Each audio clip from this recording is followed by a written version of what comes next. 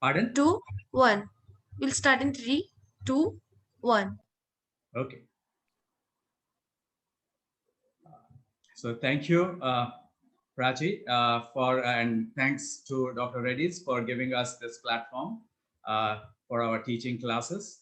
So I welcome all the residents of our department and the faculty members and all medical officers from Department of Virology, SMS Medical College and Hospital, and all those USI members and residents throughout our country and maybe abroad also who might have joined to our class. So I would hand it over to Dr. Prashant to start today's class, which is on CRPC.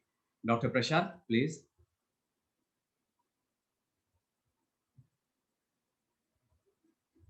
So Dr. Imran, you can start your, share your screen and then start your seminar.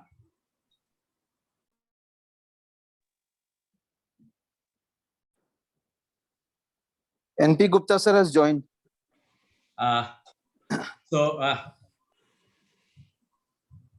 Dr. Gupta, welcome, sir. Thank you. So we are really delighted to have you, sir, to have such a senior person with us. I think nobody needs any introduction to Professor N.P. Gupta. He is one of our most senior and very renowned urologists of the country, presently working in Medanta as chairman of robotic urology. So most welcome, sir. Thank you. And we have another special invitee with us today. He may be joining very soon, Dr. Sandeep Batra. Sandeep Batra has he joined? Sandeep? Yes, sir, he's already joined. Okay, Dr. Sandeep, most welcome to our teaching class. Thank you for sparing time for us. And I welcome him. He is a senior consultant in Max Super Specialty Hospital, New Delhi. He is a medical oncologist by profession. So I would just give a brief introduction to Dr. Batra.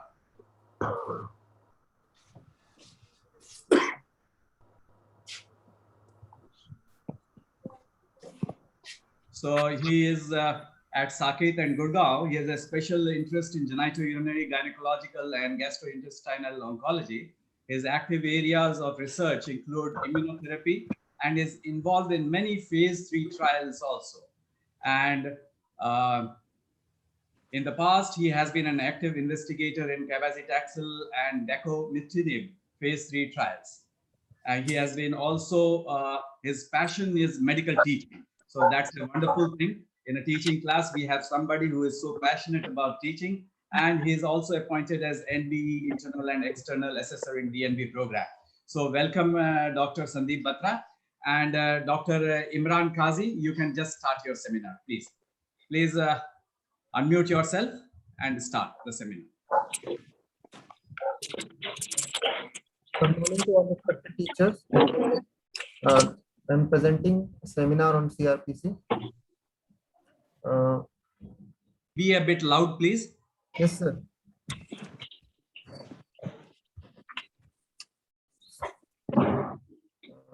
Coming to the natural history of carcinoma prostate, it can be clinically localized, which can progress biochemical relapse, having biochemical relapse rising PSA.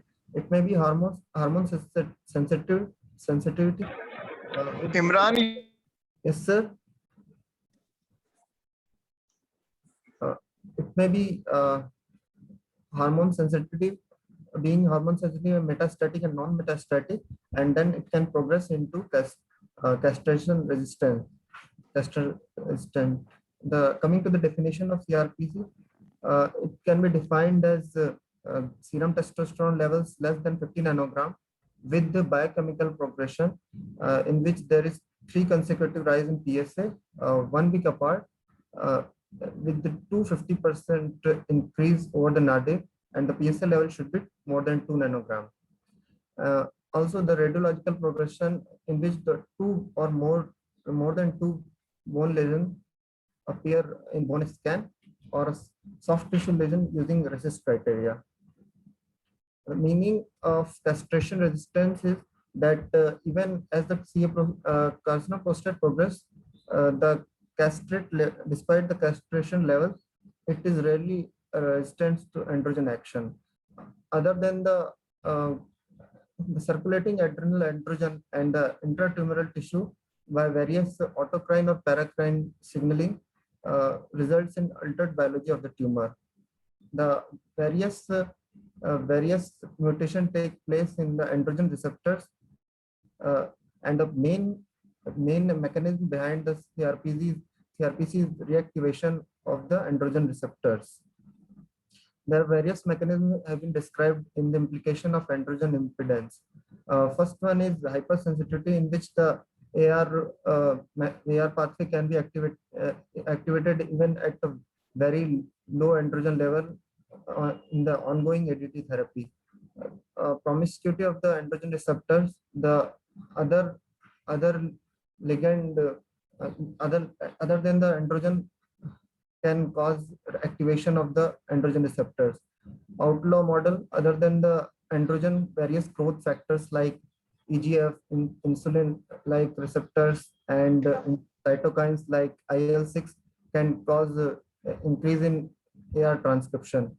Bypass model means that various parallel or alternative survival pathway like inhibition of apoptosis can cause androgen prostate cancer cells to survive. Lurker cell model states that there is presence of various epithelial stem cells in the prostate. They are pre-existent, and on androgen deprivation, they get growing, they get proliferated. This is a diagram depicting the various molecular mechanisms, in which you can see the hypersensitivity, in which the low testosterone level, even low testosterone cause androgen activation. Promiscuities that other than androgen, like corticosteroids or flutamide, can cause androgen receptor activation. Various growth factors like EGF, insulin-like growth factor, can cause androgen receptor activation. In bypass, the activation of anti-apoptotic gene like GCL2 causes the androgen receptor activation. In Lurker cell, that various pre-existing stem cell get proliferated.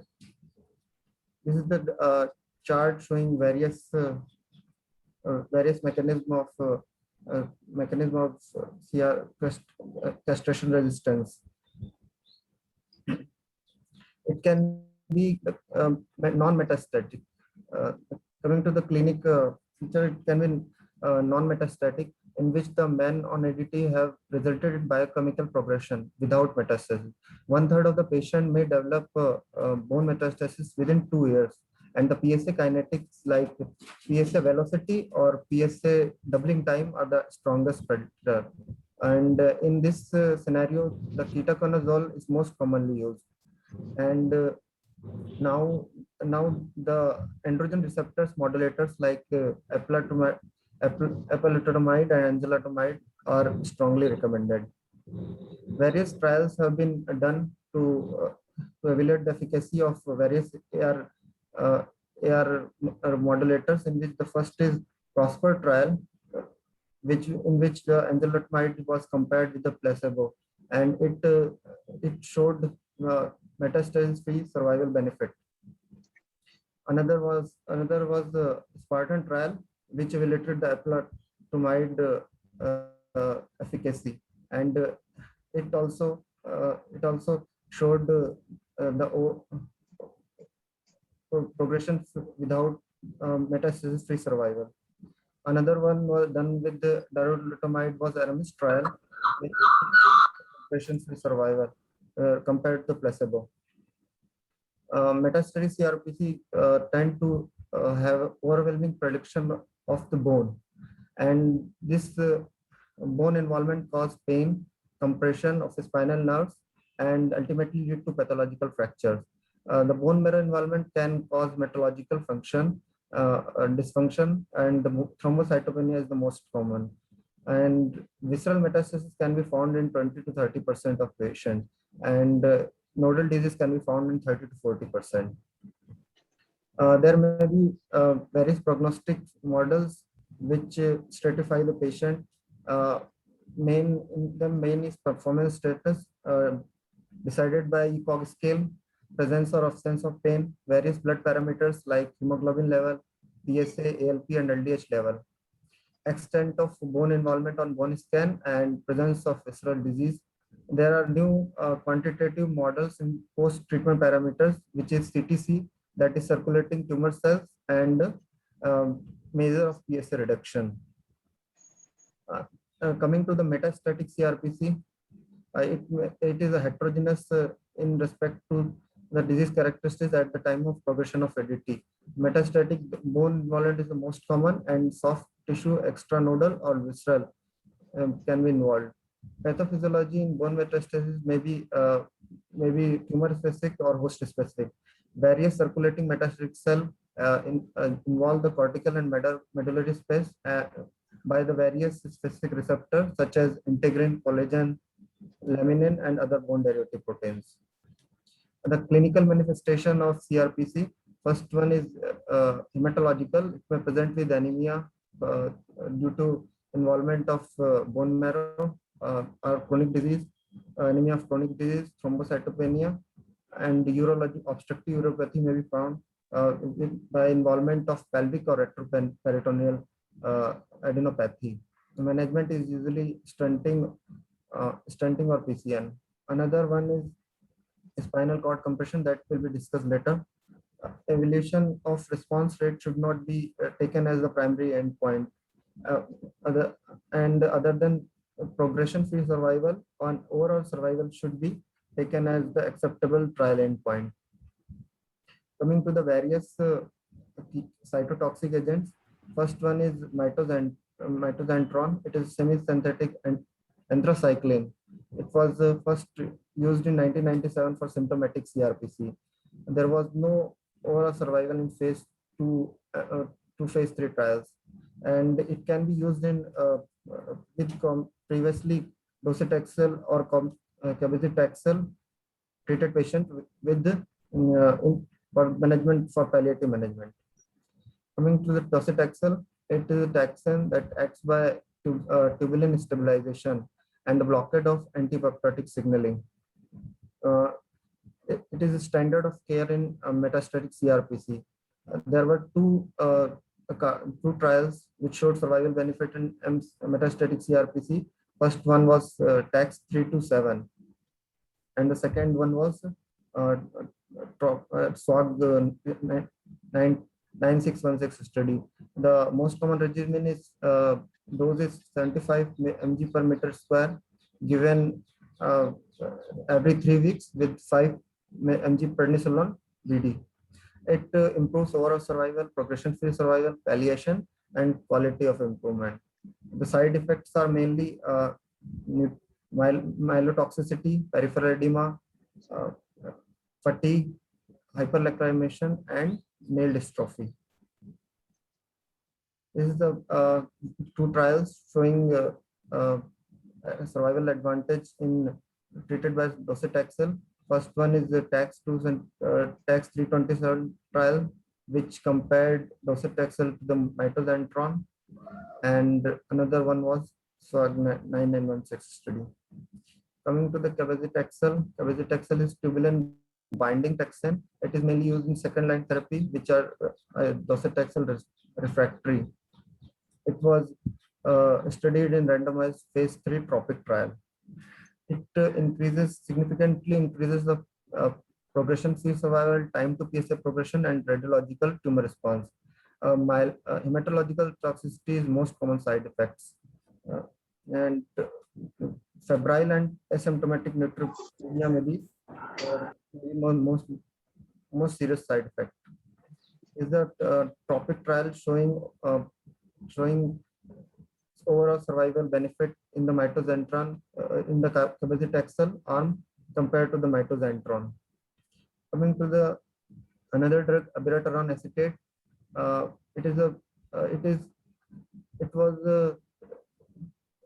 The significant COUA 301 trial conducted in men with docetaxel pre-treated ketoconazole group, and a second randomized trial COUA 302 trial, which was done in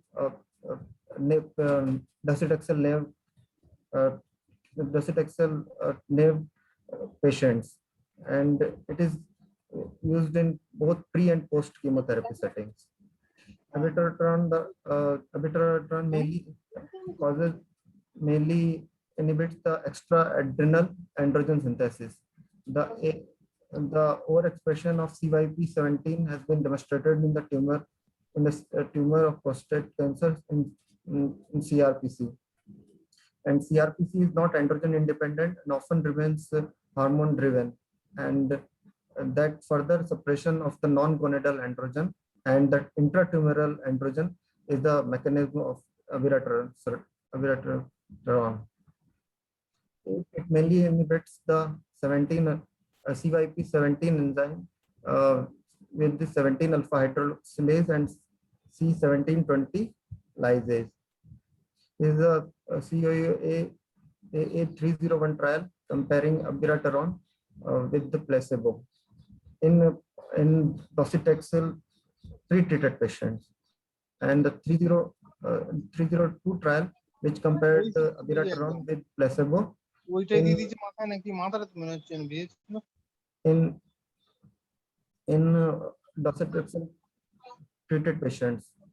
Coming to the androgen receptors, enzalutamide, it remains the strongest antagonist in ER in castration resistance patient.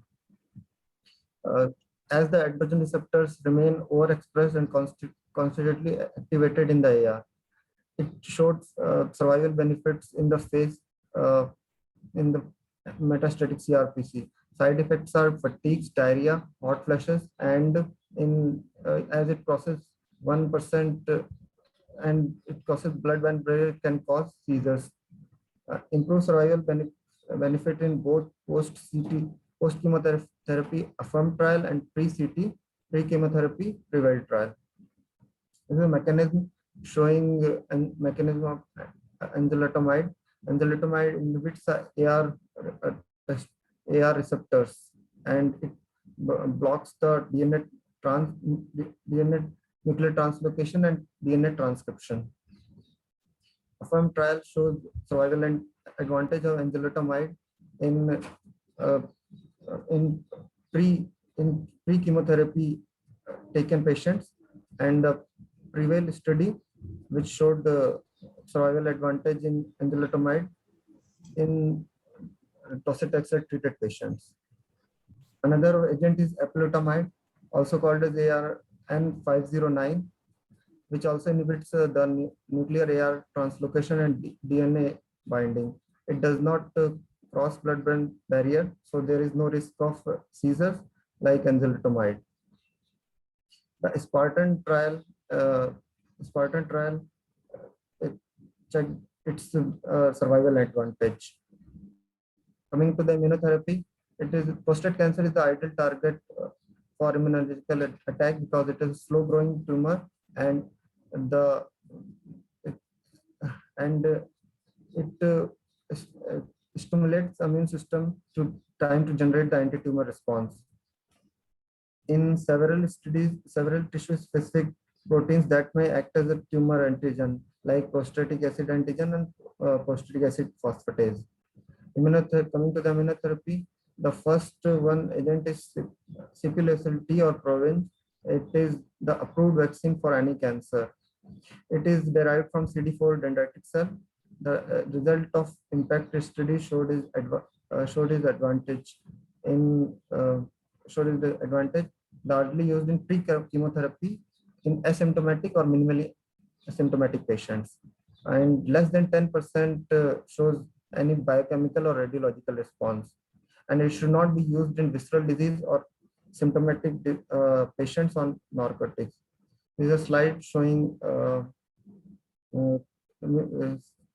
CPL-SLT. And another one is Postavac vaccine, which is a pox virus-based PSA-directed prostate cancer vaccine, which failed to show any improvement in prospect trial. Another one is anti-CTLA-4 antibody like ipilimumab that block the inhibit immunological invasion by tumor cells. And there was no prolongation of survival in either pre or post docetaxel settings. The future of prostate cancer immunotherapy is likely to involve in early disease of CRPC or with the combination of other available modalities. This is a timeline of various drugs approved by FDA, in which the speculation was earliest and the latest is enzalutamide. So summarizing the treatment option, the first line treatment for the metastatic CRPC may be docetaxel, abiraterone, enzalutamide, and sipuleucel, in which abiraterone is mainly used in metastatic CRPC, and enzalutamide can be used in whether M0 or M1, and sipuleucel is mainly used in minimally asymptomatic or as patients.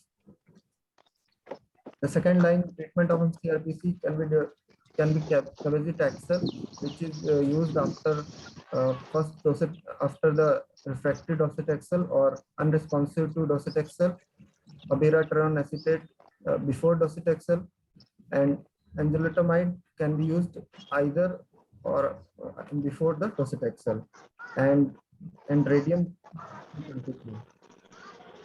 Monitoring of the treatment can be done by, this is not a reliable indicator for monitoring the patient. That should be done bone scan, CT scan, bone scan and CT scan, PSA measurement, and bone scan and CT scan at least every 6 months. 2 of 3 criteria should be fulfilled, like firstly biochemical, PSA progression, radiographic progression, bone scan, and clinical deterioration by PSA velocity or PSA doubling time. These are the prognosis and management for the patient with the mCRPC to the viscera. It is enzalutamide must be used over docetaxel, as it is orally given and that is better tolerated. Coming to the palliative management include the palliation of symptoms of pain and maintenance of quality of life. The pain can be localized or diffuse and need recognition. It can be related by clinical examination and bone scan. And pain radiograph and CT imaging should be done to exclude the presence of osteoarthritic lesion. The management is usually pharmacological or radiotherapy. Coming to the pharmacological treatment of bone pain, bone targeted approach in which the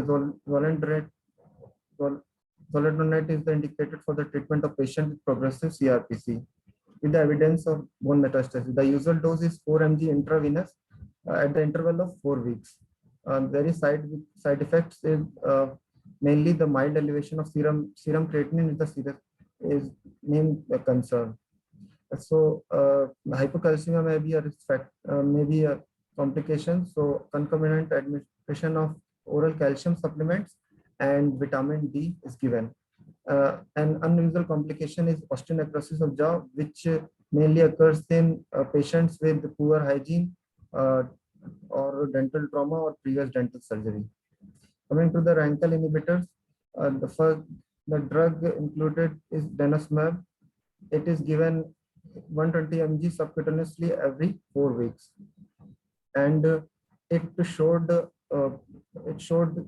delay in skeletal related events compared to eldronate. The main side effects is fatigue, nausea, hypophosphatemia, and hypocalcemia. The advantage is that no need of there is no increase in serum creatinine in this by this drug. Prophylactic use of calcium and vitamin D supplement should be given. This is the mechanism showing mechanism of RANKL inhibitor, in which the tumor cell produced to stimulate osteoblast to secrete rankle, and which is inhibited by the uh, denosumab.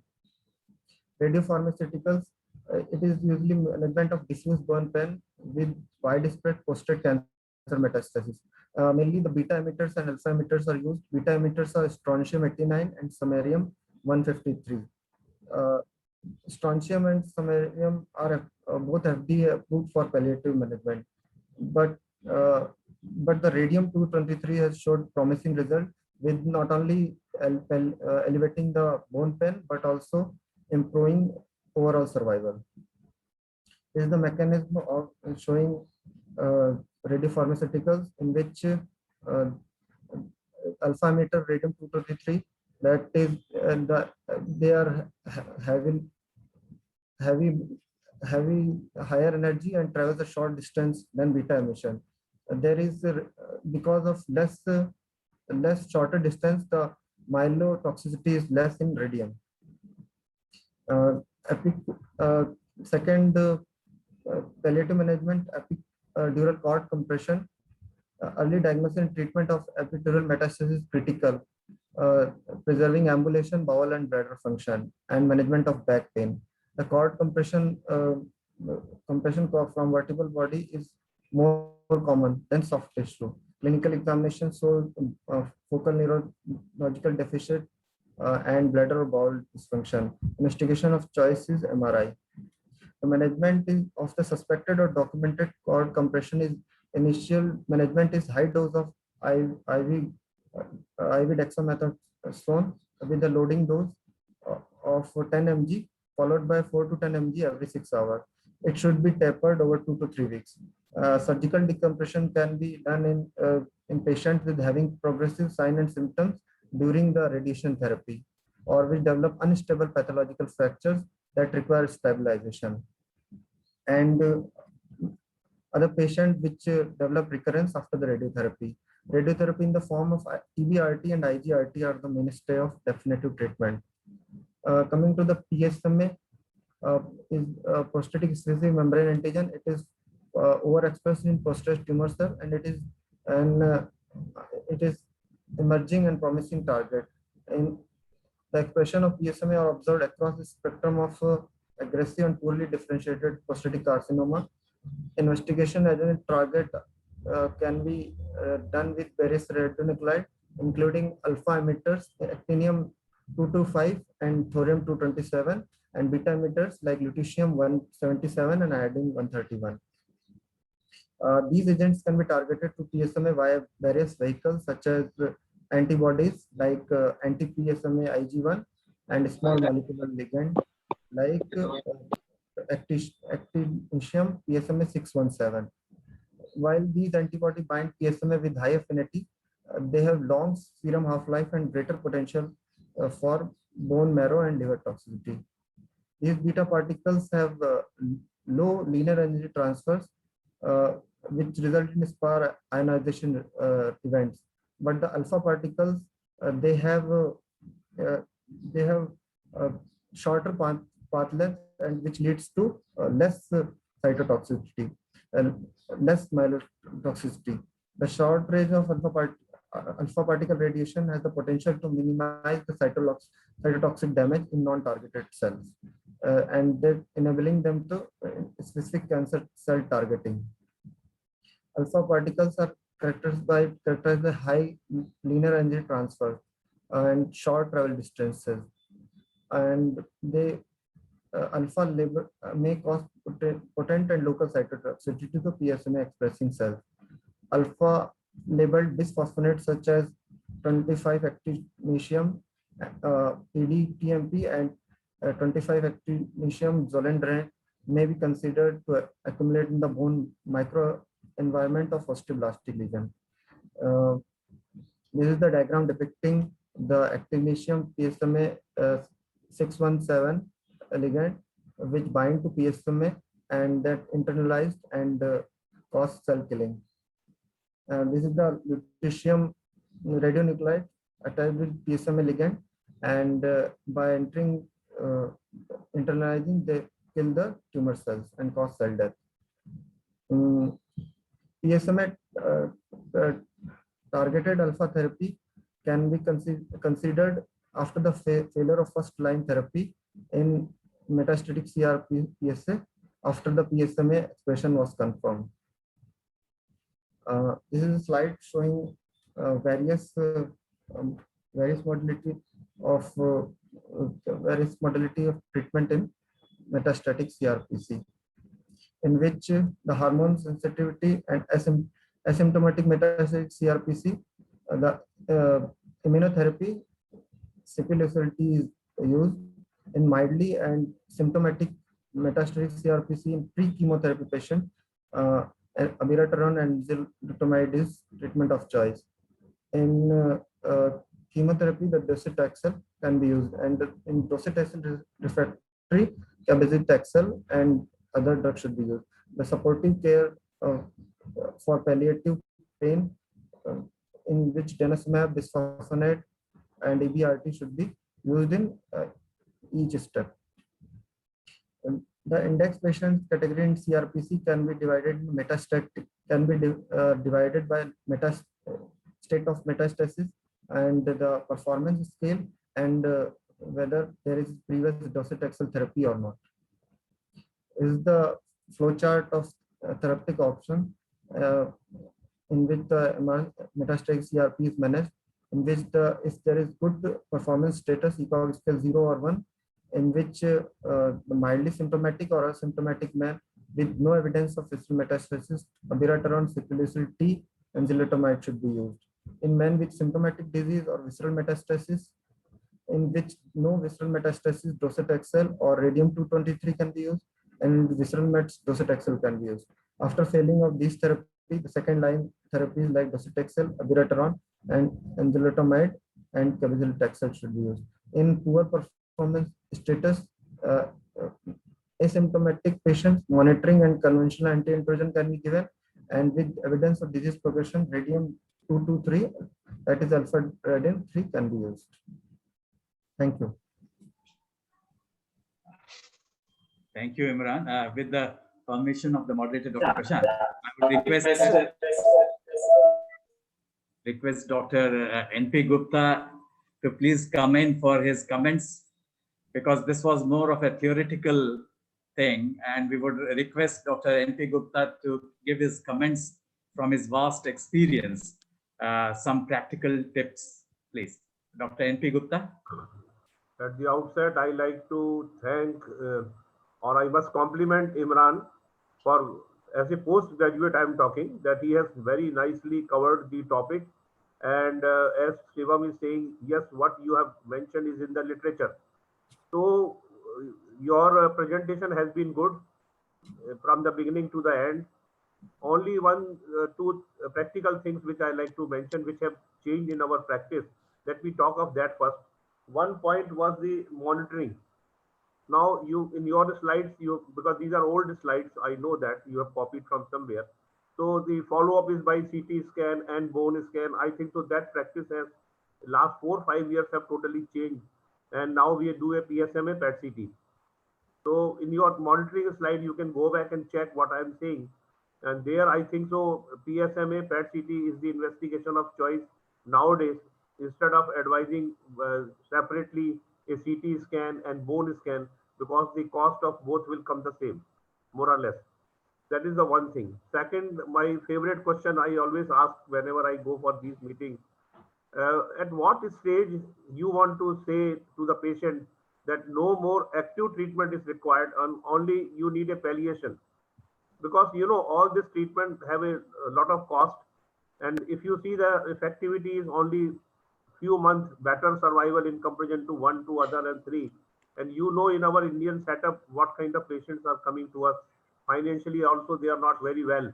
So what, in your opinion, at what stage you will like to say, we have done enough for you.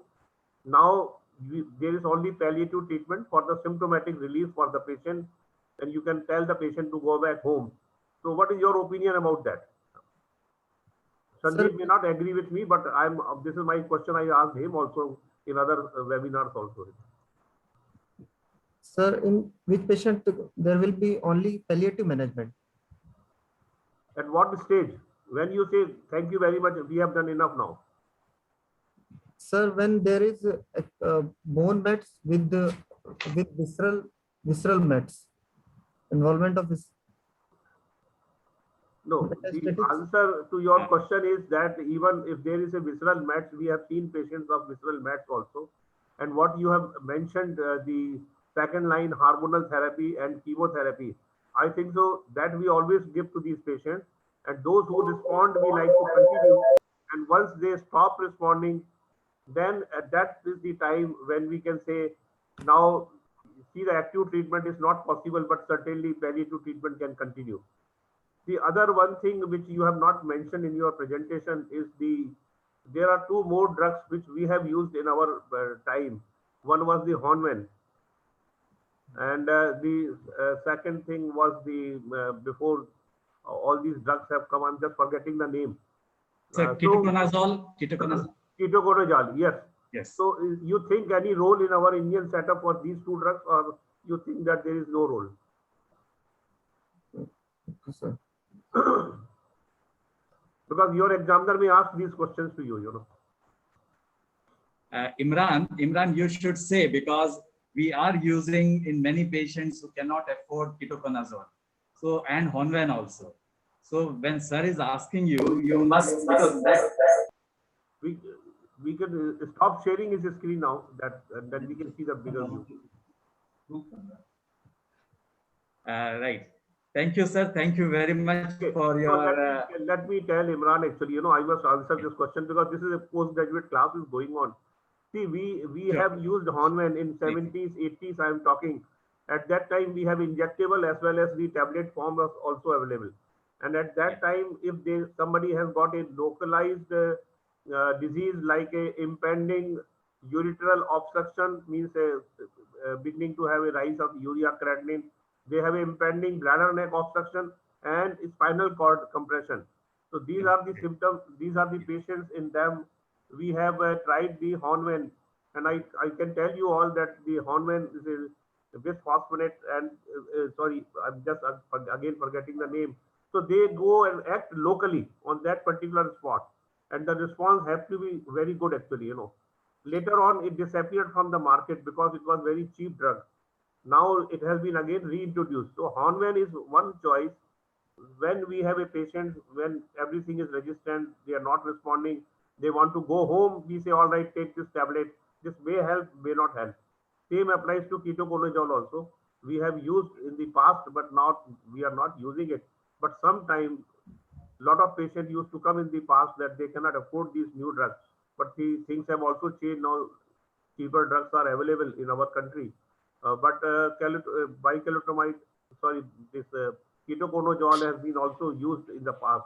But anyway, sometimes if an examiner asks, you should not say, I don't know anything like that, you know. And Sandeep, you can take over now, because Sandeep and me, we have worked together in Vedanta for 7-8 years, and we have a lot of common patients. Okay, sir. Thank There you, is sir. no Thank you controversy very between us. We are all one team, you know.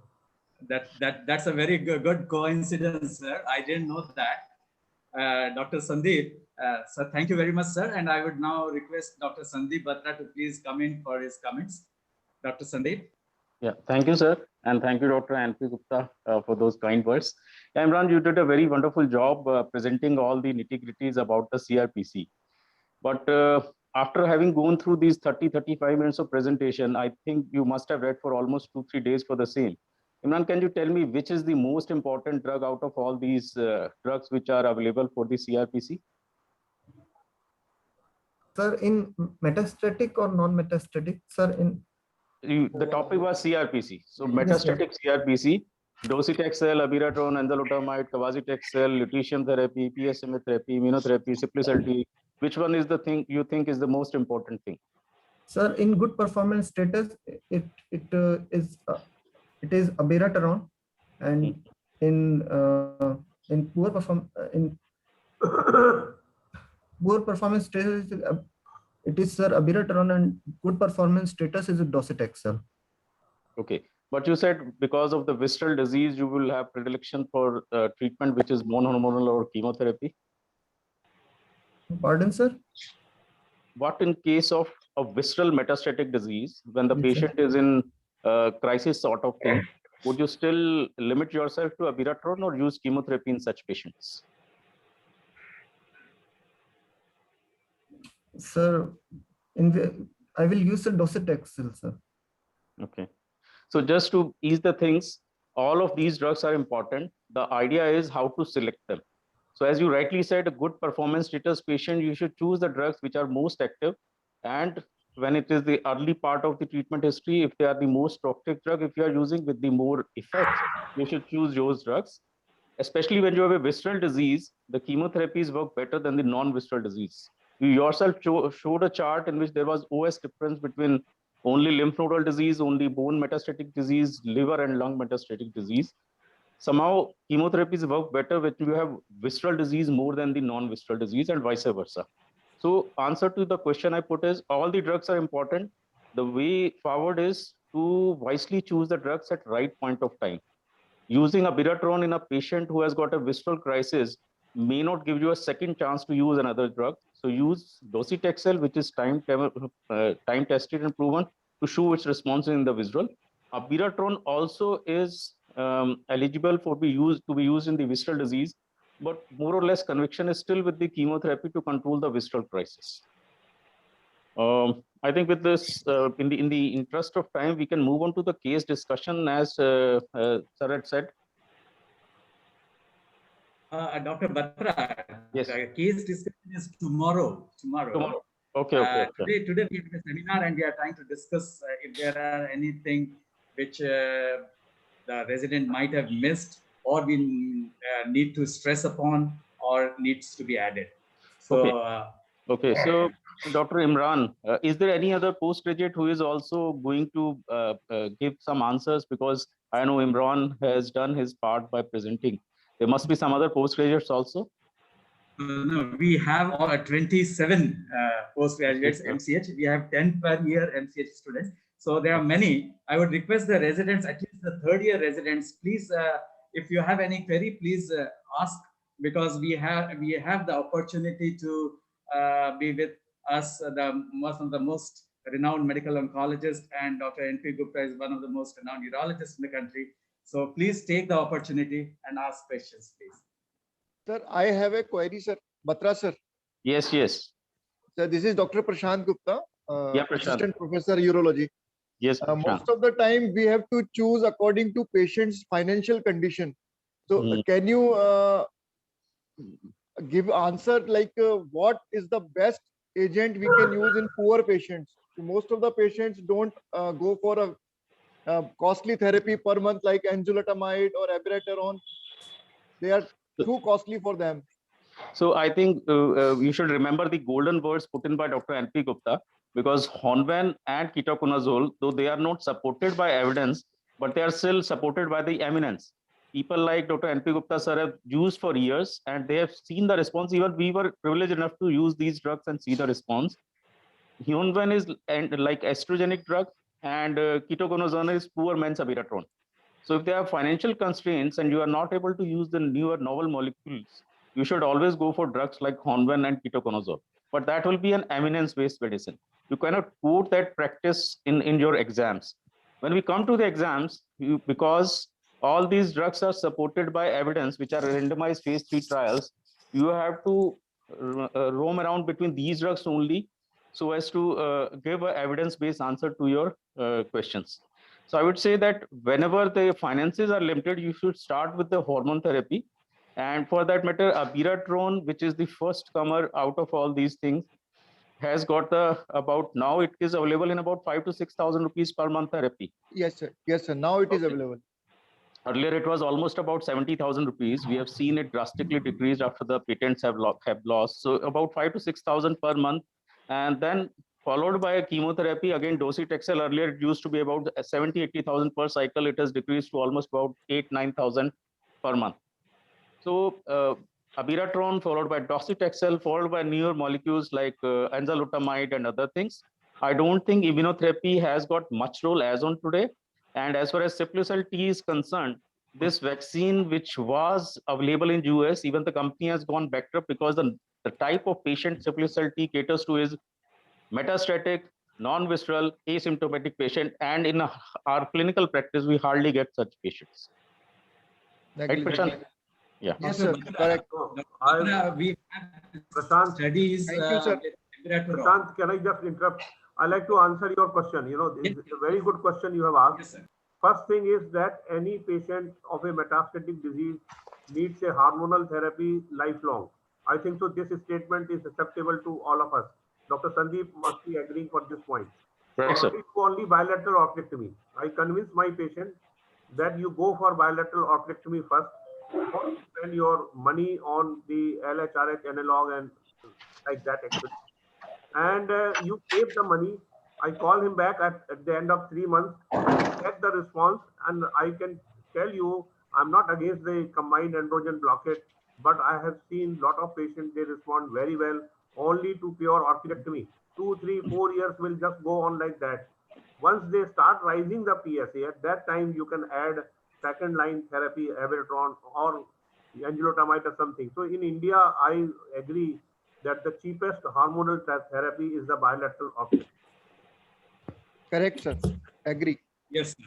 So I agree to it. And in the Indian Journal of Virology also, a few months ago, there was an article on the role of estrogens, not only Honvan, but diethylstilbestrol and other endocrine approaches like ketoconazole. And they have some evidence also.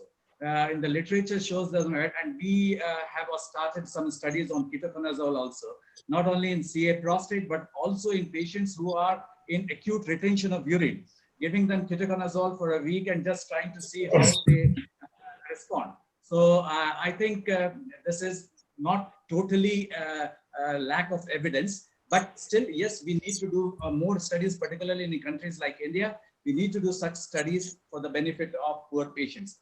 About Abiraterone, there are studies which show that only one tablet like 250 milligram or 500 milligram also has almost an equal efficacy. So I would I ask Dr. Batra, what do you think about low dose Abiraterone?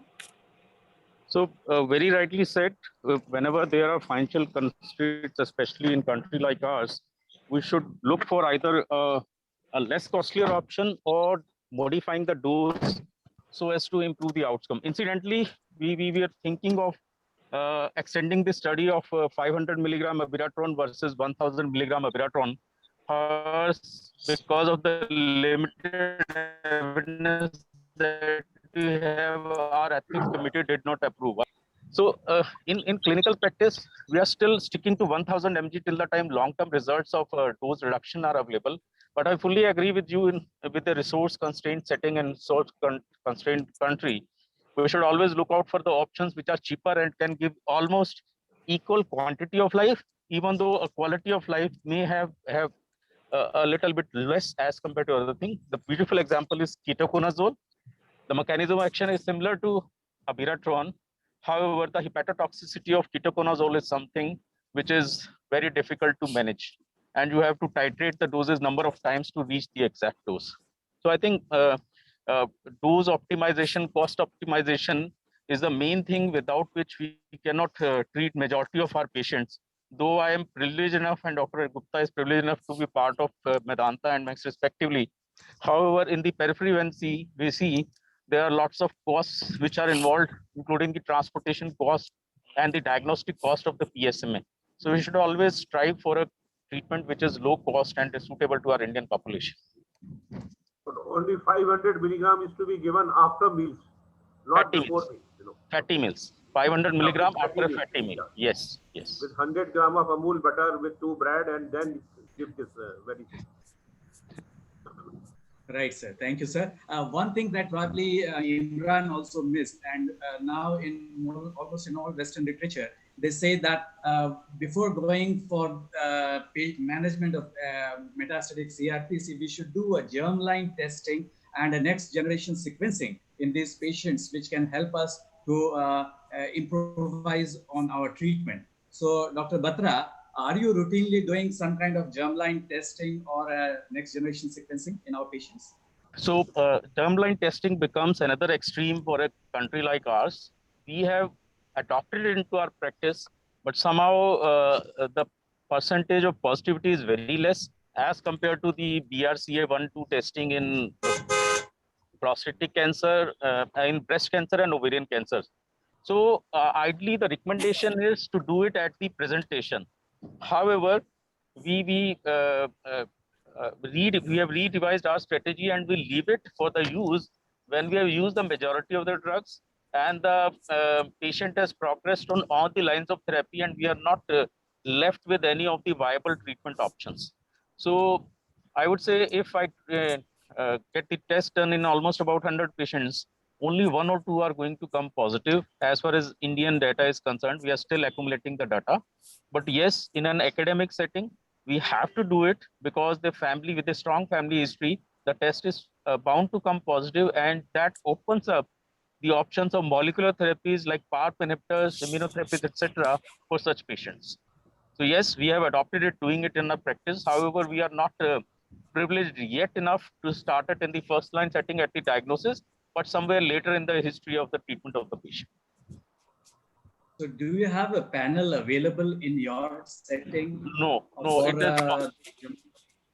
it is not cost effective. So our hospital laboratory doesn't do it.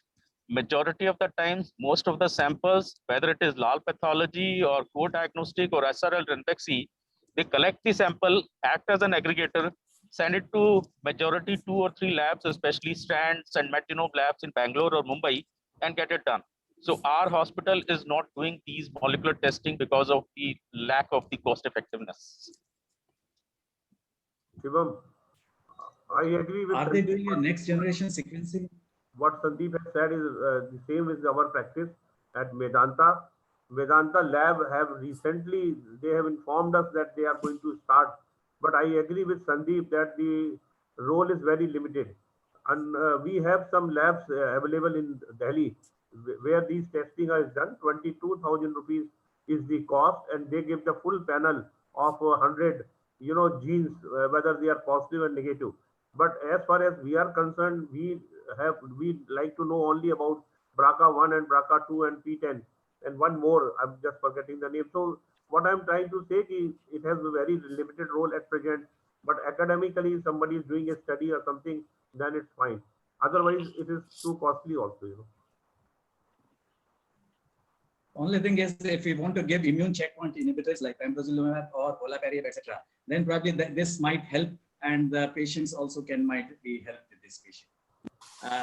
One more thing that I think should be added here is about the aggressive tumors, which is non-adenocarcinoma tumors, neuroendocrine and small cell tumors. So, Dr. Sandeep, what is your experience of these neuroendocrine tumors who usually present with a low serum PSA and very aggressive, and the treatment also would be totally different in these patients? So neuroendocrine tumor can be at presentation, though it is a very small percentage. However, when the patient is turning CRPC and your PSA is not rising accordingly, so that is the time when you should clinically suspect that a CRPC without a rise in PSA, which was there at the baseline, you should seriously suspect a neuroendocrine or a small cell differentiation of the adenocarcinoma of prostate cancer. And in such patients, you should go for a repeat biopsy. Many times we see that patient is labeled CRPC without a rise in the PSA, only on the development of a disease progression on the PET scan. And patient is given second line, third line without going into the reason why did the PSA not rise and why did the disease rise. Usually a PSA secretor continues to secrete the PSA throughout their journey of the prostate cancer. So whenever you see a situation when the CRPC as per definition is developing, but the PSA is not rising, you should be very skeptical of deciding the histology again, whether it is a differentiation. So it is a very common, about 5 to 10% of the prostate cancer adenocarcinomas, they get differentiated into neuroendocrine carcinomas during their treatment history. And the prognosis is far worse than the patient who are only purely CRPC. So, and the treatment wise also, CRPC who are neuroendocrine differentiated do not respond to the drugs like abiraterone or enzalutamide or cabazitaxel. You have to use the platinum-based therapy, etoposide platinum, irinotecan cisplatinum, or these type of things to control this disease. So neuroendocrine, I think, is the diagnosis of clinical suspicion. You suspected You probe into it and you will find it. Unless until you suspected, there is no classical telltale sign of neuroendocrine carcinoma of the prostate that you can see from the radiology imaging or from the PSA that this patient is now small cell differentiated and it is not going to respond. So an early biopsy of a progressing disease without commensurate rise in the PSA is the most proper thing where we should think about a re-diagnosing our patient. Right. I like to only if the patient has got low Yes, please. PSA and needle biopsy reports a poorly differentiated carcinoma. I think so you have to go back to your pathologist and ask him to see more samples. It may be possible that there may be some neuroendocrine element which has been missed. Otherwise, second thing is if patient have got a visceral metastasis, the biopsy of that particular viscera is required actually. Liver biopsy, lung biopsy, we have done that and we have found a neuroendocrine element in the secondaries. So the patients who are not responding to your treatment, then yes, a biopsy of the metastasis is also required. Thank you, sir. If any resident has any question, I will just last 5 minutes. Any question or any faculty member has any question, please go ahead. So, Dr. Otherwise, Imran, Yes, I have sir. a question for Dr. Imran. Yes, So, sir. have you heard about ARV7? Yes, sir. So, Sir, what is the clinical use of ARV7? sir, it is androgen receptors slice variant, which has lost its ligand binding domain, but remains constitutively active. And sir, in ARV7 positive patient, it is it may have less response rate in enzalutamide and abiraterone, and that may develop resistance by So, this. So right, Imran. So whenever you find, though it is only academically available in the trial setting, not practically. So whenever there is a ARV7 positivity, these are the patients who are not going to respond to hormone treatment. So I have to put mandatorily these patients on the chemotherapy and reserve hormone therapy for the later use. But another question that comes in, Dr. Imran, is when you have to choose between hormone therapy between abiraterone versus enzalutamide, how you are going to decide which patient you are going to give which drug? Because both are approved in the pre-docetaxel setting and post-docetaxel setting. So you will have different patients, those coming upfront versus those coming post-docetaxel. So how will you decide which patients you are going to give abiraterone versus enzalutamide? Sir, enzalutamide should be used first, sir. It can be used, sir, in M0 or M1, but abiraterone should be used in M1 setting. Not the right way, Imran. So whenever you have two drugs which have equal efficacy, which are approved for the same setting, you should look into the toxicities, the unique toxicities. So abiraterone is notorious to cause cardiovascular toxicities leading to cardiac failures, especially in patients who have old standing history of IST.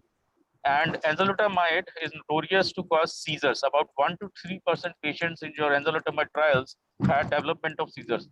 So you differentiate based on whether the patient has got a cardiac history, with majority of the prostate cancers, especially if they are long-term patients with the diabetes and hypertension have IST.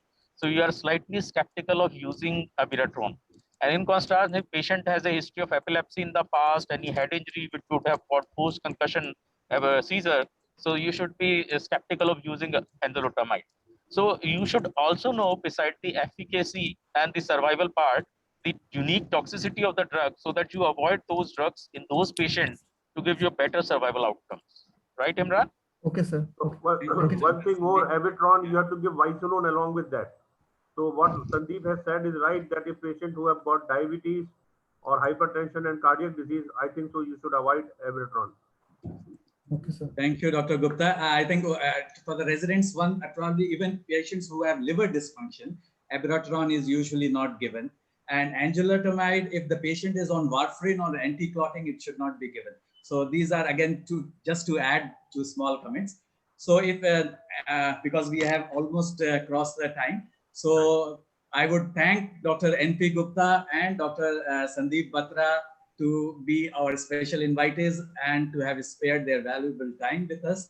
Thank you very much. And I thank all other viewers who have joined with us for today's teaching class. Thank you very much, and all the residents and all the faculty members and hosts. Thank you very much, and a very good day. Bye. Take Thank care. you, sir. Thank you,